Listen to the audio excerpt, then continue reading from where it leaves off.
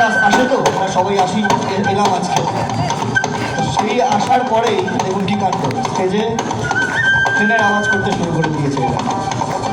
এটা কিন্তু সত্যি সুকান্তবাবুর জন্য একটা জোরে তালি হবে, এটা সত্যি অসামান্য একটা কাজ হয়েছে। মানে সরাসরি কলকাতা থেকে এইভাবে বসে বালুরঘাটে পৌঁছে যাব, তো ট্রেনের আওয়াজ চলতে থাকুক। চলুন একটু গান বাজনার খেলা হবে আমাদের সঙ্গে।